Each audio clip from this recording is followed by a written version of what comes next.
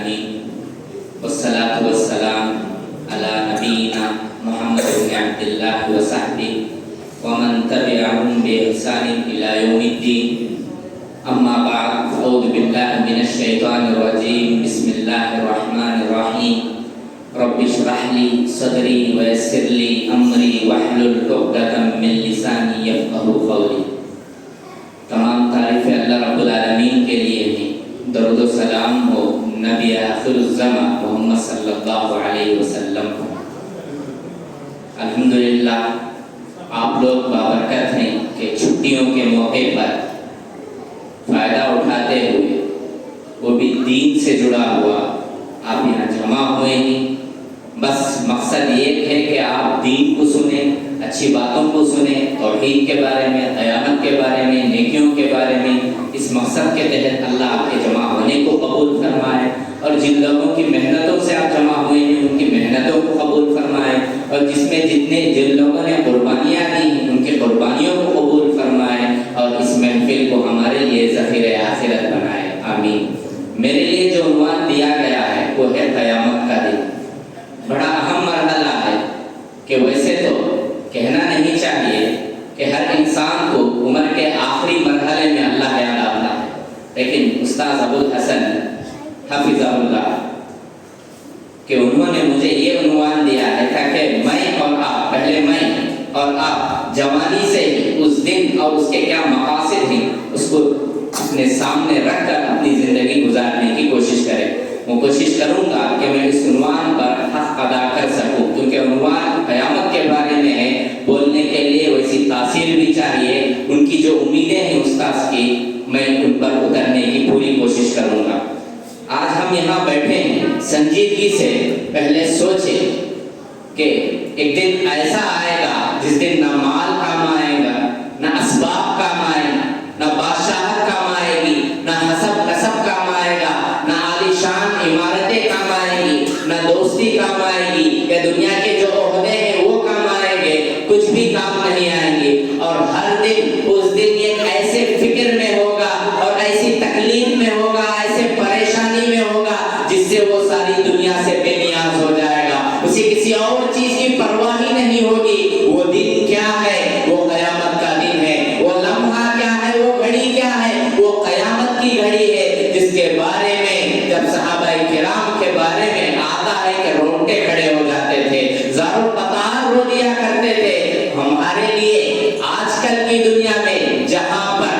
کہ تقارب الزمان کی بات آتی ہے کہ زمانے قریب سے قریب ہوتے جا رہے ہیں, علم کا اٹھنا ہم آنکھوں سے دیکھ رہے ہیں, جہالت ہم اپنی نگاہوں سے اس کا سامنا کر رہے ہیں, زنا, بدکاری, یہ سب چیزیں ہم اپنی نگاہوں کے سامنے دیکھ رہے ہیں. لیکن ایک مومن ہونے کے ناطے میرا اور آپ کا اصل مقصد اس زندگی کے لیے ہونا چاہیے. کیوں؟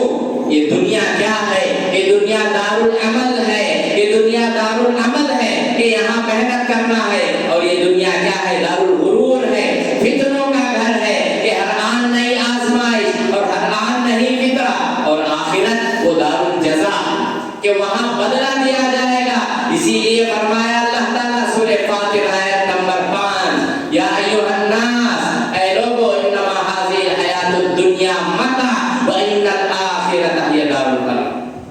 یہ کیا ہے دنیا؟ دنیا چند روزہ ساز و سامان ہے اور اصل چیز تو کیا ہے؟ وہ تو آخرت ہے. اور دنیا کے بارے میں اللہ تعالیٰ نے سورہ آل عمران آیت نمبر 105 میں کہا, وَمَا الْحَيَاةُ الدُّنْيَا إِلَّا مَتَاعُ الْغُرُورِ, نہیں ہے یہ دنیاوی زندگی مگر دھوکے کا سامان ہے. بس یہی چیزیں ہیں یہاں دنیا میں. اسی لیے جو آیت کہ جس کے بارے میں 3-4 مرتبہ اللہ تعالیٰ نے اس کا تذکرہ کیا, کل نفس ذائقۃ الموت وانما توفون اجورکم یوم القیامہ فمن زحزح عن النار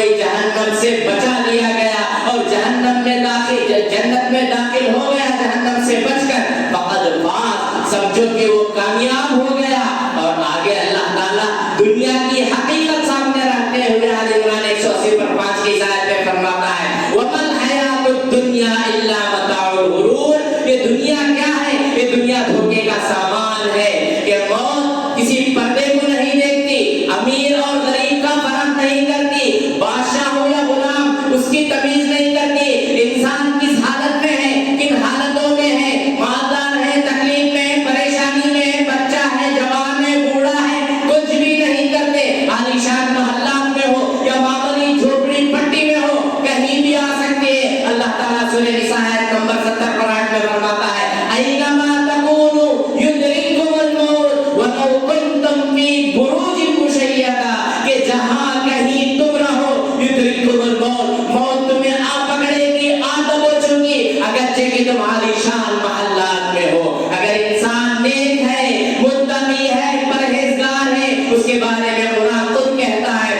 الذین تتوفاہم الملائکۃ طیبین یقولون السلام علیکم ادخلوا الجنۃ بما کنتم تعملون، سورہ نحل آیت نمبر 30 پر 2 اللہ تعالیٰ فرماتا ہے کہ الذین تتوفاہم الملائکۃ طیبین، جب نیک لوگوں کے وفات کا خبر آئے گا تو فرشتے آ کر ان کے لیے کہیں گے یقولون السلام علیکم، کہ تم پر اللہ تعالیٰ کی سلامتی ہو، رحمتیں ہو، برکتیں ہو، ادخلوا الجنۃ بما کنتم تعملون، کہ تم داخل ہو جاؤ جنت میں تمہارے ان اعمال کی وجہ سے جو تم دنیا میں کیا کرتے تھے۔ وہی اگر انسان بد کردار ہے، گناہوں میں زندگی گزار رہا ہے، بدعتوں میں اس کی زندگی گزر رہی ہے اور غلطیوں پر غلطیاں ہیں، گناہوں پر گناہ ہیں، تو ان کے بارے میں قرآن خود کہتا ہے سورہ انعام آیت نمبر 9 پر 3 کہ حتی اذا جاء احدهم الموت، کہ یہاں پر الذین جاءهم الموت توفنی، کہ جیسے ہی انسان کے لیے سکرات کا موقع آ جائے گا، حیبت کا موقع آ جائے گا، والملائکۃ باسطی ایدیہم اخرجوا انفسکم، کہ جب ظالم ان کے وفات کا موقع آ جائے گا تو فرشتے آئیں گے، اور فرشتوں کی حالت بھی کیسے ہوگی؟ ناخن بڑے ہوئے رہیں گے، چہرے سے ہیبت ناک ہوگی، اور ایسی حالت میں وہ لوگ آئیں گے کہ انسان کانپ اٹھے گا، لرز اٹھے گا، اور اس وقت اس کے کوئی اعمال فائدہ نہیں دیں گے، اس کے نیکیوں کے علاوہ اس کا خاندان، اس کا قبیلہ، پراپرٹی کچھ بھی نہیں ہے۔ وَلَوْ تَرَىٰ إِذِ الظَّالِمُونَ فِي غَمَرَاتِ الْمَوْتِ وَالْمَلَائِكَةُ بَاسِطُو أَيْدِيهِمْ، جب تم ظالموں کی دیکھو گے موت کے سکرات میں کیسی حالت میں فرشتے ہاتھ پھیلائے ہوئے ہیں، اخرجوا انفسکم، کہ تم اپنے جانوں کو نکالو، تم اپنے روحوں کو نکالو، اليوم تجزون عذاب الہون، کہ تمہیں آج سخت سے سخت بدلہ دیا جائے گا، وَكُنتُمْ عَنْ آیَاتِهِ تَسْتَكْبِرُونَ، اور تم انہیں آیتوں کو جھٹلاتے تھے جن کی وجہ سے تمہیں دردناک عذاب دیا جائے گا۔ یہ ہوگا مرحلہ موت کے بعد۔ اس کے بعد اللہ تعالیٰ فرماتا ہے کیا ہے مزید مرحلے، یا ایھا الناس اتقوا ربکم ان زلزلۃ الساعۃ شیء عظیم، سورہ حج آیت نمبر 1، اے لوگو تم اپنے رب سے ڈرو اور اس زلزلے سے، شیء عظیم، جو اتنا ہیبت ناک ہوگا، اتنا دردناک ہوگا، یوم ترونھا تذہل کل مرضعۃ عما ارضعت وتضع کل ذات حمل حملها وترى الناس سکارى وما هم بسکارى ولكن عذاب اللہ شدید، کہ تم دیکھو گے کہ حاملہ عورت، کہ حاملہ ہے، پریگننٹ ہے، دودھ پلانے والی ہے، اپنے بچے سے بے توجہی برتے گی،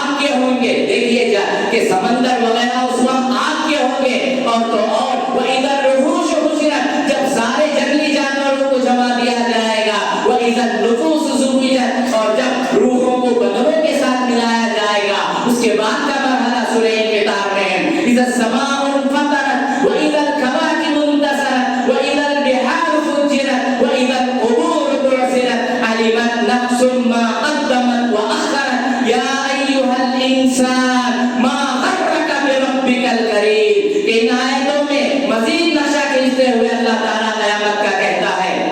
یا اِذَا السَّمَاءُ انفطرت کہ جب آسمان پھٹ پڑے گا اور ستارے جھڑ جائیں گے وَإِذَا الْبِحَارُ فُجِّرَتْ اور جب سمندروں کو ملا دیا جائے گا کہ پانی جو ہے وہ ملا دیے جائیں گے کہ عَلِمَتْ نَفْسٌ مَّا قَدَّمَتْ وَإِذَا الْقُبُورُ بُعْثِرَتْ اور خبریں اکھیڑ دیے جائیں گے اور ہر انسان کو اس دن پتہ چل جائے گا کہ اس کی زندگی کن حالتوں میں گزری ہے اس نے آگے کے لیے کیا بھیجا ہے اور پیچھے کن اعمال کو کن کرتوتوں کو کن برائیوں کو کن گناہوں کو چھوڑا ہے اور کہے گا یا ایھا الانسان ما غرک بربک الکریم اے انسان کس چیز نے تجھے تیرے رب سے دھوکے میں رکھا ہے مزید اللہ تعالیٰ فرماتا ہے سورہ انشقاق میں اذا السماء انشقت واذنت لربها وحقت واذا الارض مدت والقت ما فيها وتخلت کہ آسمان جب پھٹ پڑے گا اور زمین آپس میں سپیٹ کر دی جائے گی سیدھی کر دی جائے گی یہ عمارتیں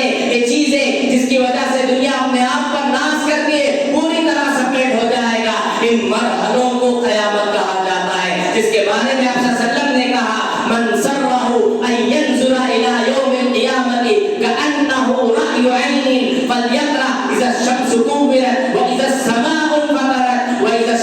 السماء انشقت کہ جو کوئی چاہتا ہے کہ وہ قیامت کے مناظر کو اپنے آنکھوں سے دیکھے اس طرح محسوس کرے تو وہ سورہ تکویر سورہ انفطار اور سورہ انشقاق کی آیتیں پڑھ لے کرے اس کے بعد جو مجرم ہوگا اس کی حالت کیا ہے اس کے بارے میں سورہ عبس میں ہے کہ 12 سے لے کر 30 پر 4 40 پر 2 تک کی آیتیں ہیں یوم یفر المرء من اخیہ وامہ وابیہ وصاحبتہ وبنیہ لکل امرئ منہم یومئذ شأن یغنیہ وجوہ یومئذ مسفرہ ضاحکۃ مستبشرہ ووجوہ یومئذ علیہا غبرہ ترہقها قترہ اولئک هم الکفرۃ الفجرہ کہ اللہ تعالیٰ نیک لوگوں کا اور گنہگاروں کا نقشہ کھینچتے ہوئے بتاتا ہے کہ کیسا دن ہوگا کہ اس دن آدمی اپنے اعمال کی وجہ سے اپنے بھائی سے بھاگے گا سگے بھائی سے بھاگے گا یوم یفر المرء من اخیہ وامہ وابیہ وصاحبتہ وبنیہ اپنے ماں باپ سے بھاگے گا جس کو دنیا میں سب کچھ سمجھتا ہے وصاحبتہ وبنیہ اپنے بیوی بچوں سے بھاگے گا جس کے لیے اس نے سب کچھ قربان کر دیا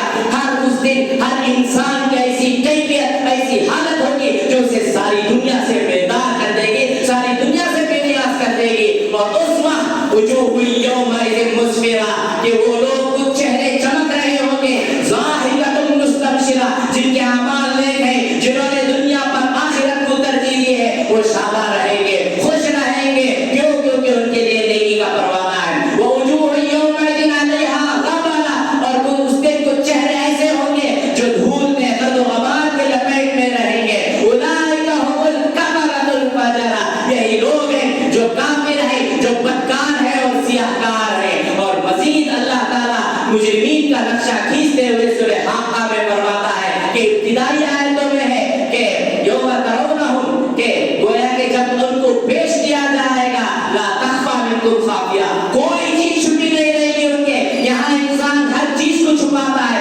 گناہوں کو رات کی تنہائی میں کرتا ہے کسی کو پتہ کیے بغیر کرتا ہے وہاں سب کچھ رہے گا اور خود قرآن کہتا ہے سورہ کہف لا نغادر صغیرۃ ولا کبیرۃ الا احصاها کہ کتاب کیسی ہے والی حاضر کتاب کہ چھوٹی سے چھوٹی چیز بھی ہم اپنے نگاہوں کے سامنے پا رہے ہیں اور وہاں کیا ہوگا فاما من اوتی کتابہ بیمینہ فسوف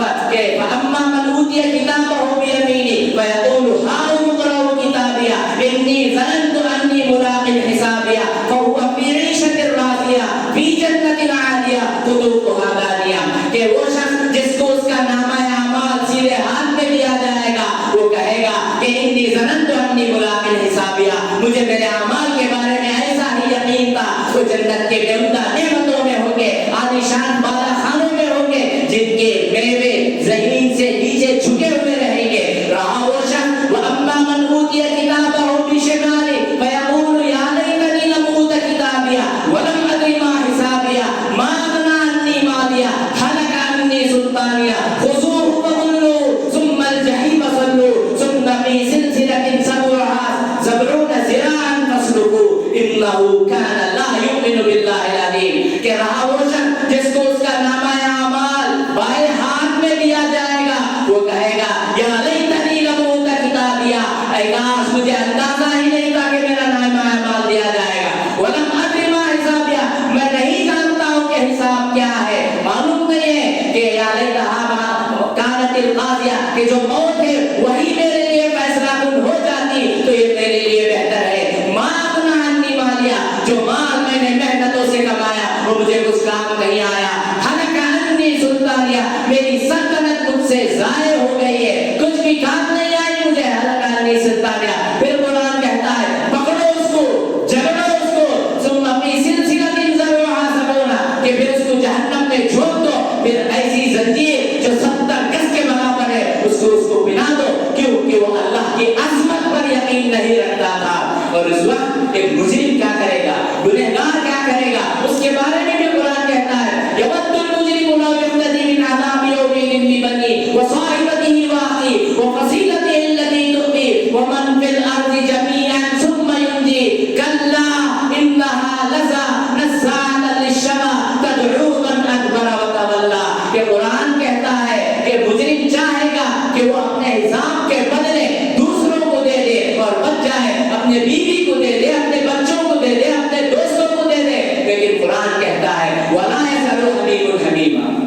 کہ اس دن کوئی دوست کسی کے کام نہیں آئے گا، کوئی بھی شخص کسی کے لیے کام نہیں آئے گا. اور کہتا ہے قرآن کَلَّا إِنَّهَا لَظَىٰ، ہرگز نہیں، ہرگز نہیں، بے شک وہ دہکتی ہوئی آگ ہے جو چمڑوں کو ادھیڑنے والی ہے. تدعو من ادبر وتولی، اور وہ پکارے گی اس شخص کو جو اعراض کرتا ہے. اسی لیے اللہ تعالیٰ نے سورہ مومنون میں فرماتا ہے کہ یوم لا، کہ خود بخود جو کوئی اس طرح کرے گا اس کو کوئی چیز اس کے لیے کام نہیں آئے گی. حتی اذا جاء احدهم الموت قال رب ارجعون لعلی اعمل صالحا فیما ترکت کلا انها کلمۃ هو قائلها ومن ورائهم برزخ الی یوم یبعثون. کہ جیسے ہی وہ مرے گا، مرنے کے بعد یہ حالتوں کو دیکھ کر کہے گا لعلی اعمل صالحا، کہ مجھے بھیج دو دوبارہ تاکہ میں پھر سے نیک اعمال کر لوں، نیکیاں کر لوں، اچھائیاں کر لوں. کلا،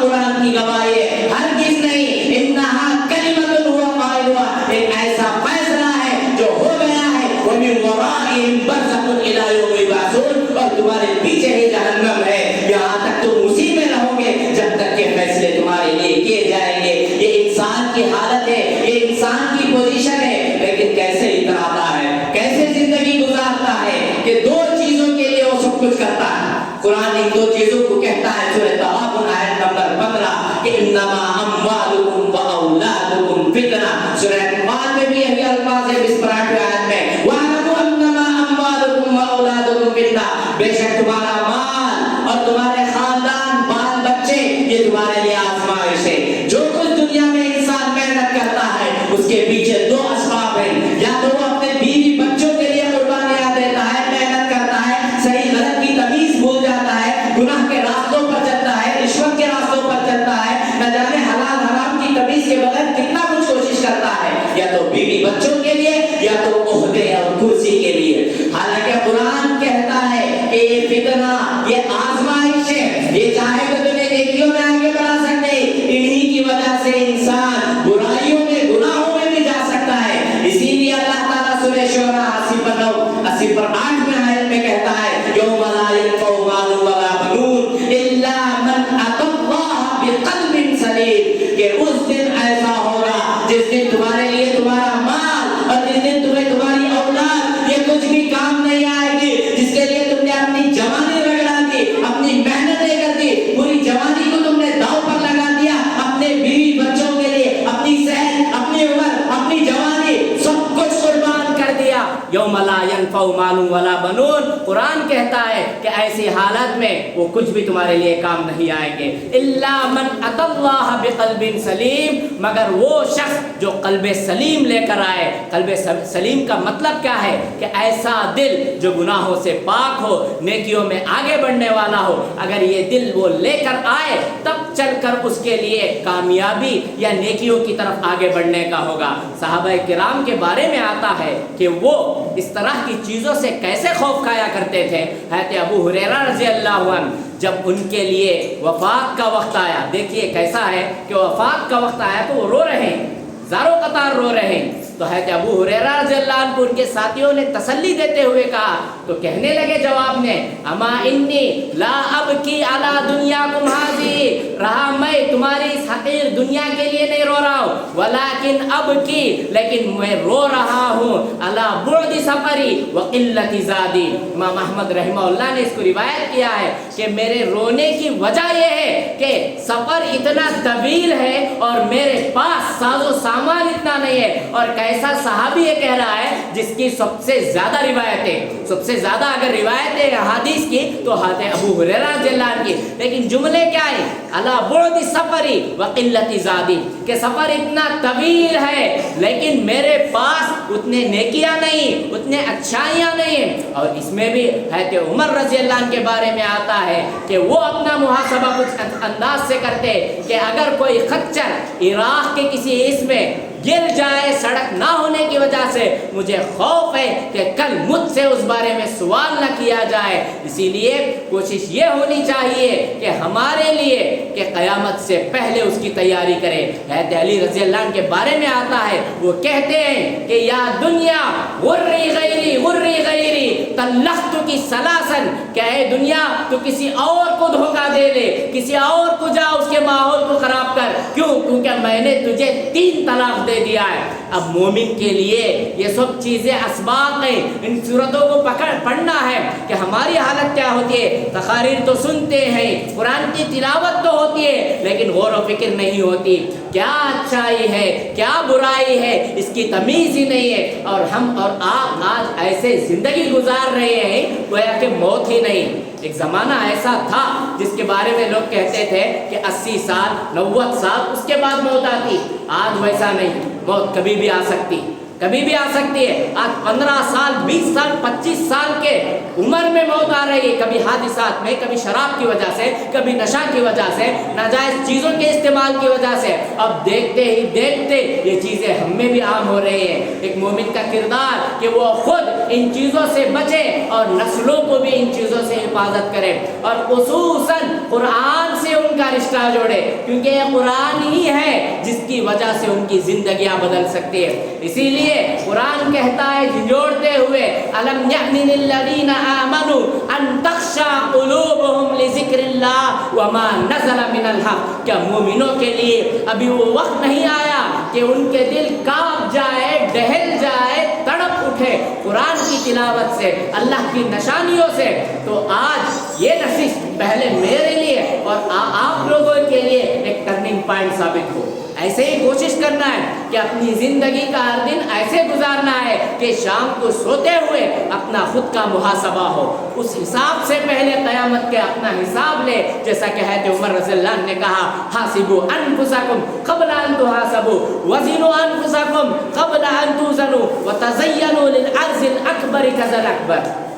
कि तुम अपना हिसाब व किताब लो, इससे कबल के तुम्हारा हिसाब व किताब लिया जाए, और तुम अपने तराजू में अपने आप को तोलो कबल इसके कि तुमको तोला जाए। व तज़य्यनु लिल अर्ज़िल अकबर कज़ल अकबर, और क़यामत से पहले अपने आप को, अपने अखलाक को और अपने किरदार को संवार लो। क्यों? क्योंकि वहाँ पर कोई किसी का काम नहीं आए, कोई किसी के लिए काम नहीं आएगा। काम आएंगे तो इंसान के अखलाक, इंसान के किरदार, और वहाँ पर ये सब चीज़ों का सवाल होगा कि इग़्तनिम खम्सन क़ब्ल खम्सिन। ये सब हदीस हम सुनते हैं कि ला तज़ूलु क़दमु इब्न आदम यौमल क़ियामत इंद रब्बिह, कि इल्ला अन खम्स, के क़यामत के दिन आदमी के कदम नहीं हटेंगे यहाँ तक कि उससे सवाल किया जाए, अन उम्रिही फ़ीमा अबला व अन शबाबिही फ़ीमा अफ़ला। उम्र का मरहला तुमने कहाँ गुजारा है, जवानी तुमने किन कामों में صرف کیے، یہ ساری چیزوں پر میری اور آپ کی نظر ہونا ہے۔ قیامت کا دن ہے، آنا یقینی ہے کہ انسان آنکھیں کھول رہا ہے، دیکھ رہا ہے، ایک دن ان آنکھوں کو بند ہونا ہے،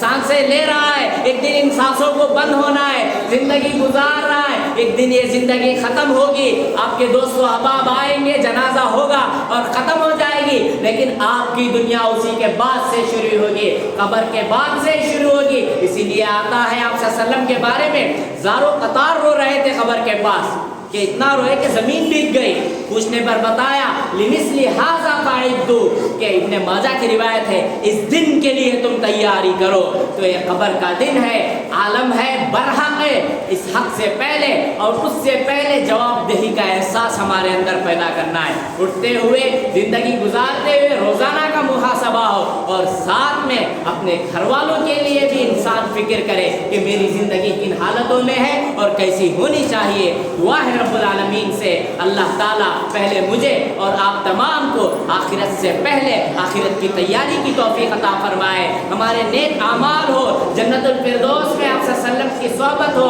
اعلیٰ علیین میں ہو، اور یہ دعا جو یوسف علیہ السلام کی ہے کہ ان کو اللہ نے بادشاہت دی، سب کچھ دی، لیکن وہ دعا کرتے ہیں توفنی مسلما والحقنی بالصالحین، یہ دعا کرنا ہے کہ ایمان کی حالت میں مجھے وفات دے اور نیک لوگوں کے ساتھ مجھے ملا۔ ابراہیم علیہ السلام کی دعا ہے ربنا اغفر لی ولوالدی، تو مجھے بخش دے اور میرے والدین کو۔ ہمیں بھی ایسے ہی دعاؤں کے ساتھ آخرت کی تیاری کے لیے رکھنا ہے۔ اللہ تعالیٰ سے دعا ہے کہ اللہ تعالیٰ مجھے اور آپ کو اس دن سے پہلے اس دن کی تیاری کی توفیق عطا فرمائے، اپنا محاسبہ کرے اس حساب سے پہلے، یہاں ہمارے بیٹھنے کو قبول فرمائے، اور جن لوگوں کی طرف سے ہم یہاں جمع ہوئے ان کی خدمتوں کو قبول فرمائے۔ آمین۔ اقول قولی ھذا استغفر اللہ لی ولکم ولسائر المسلمین۔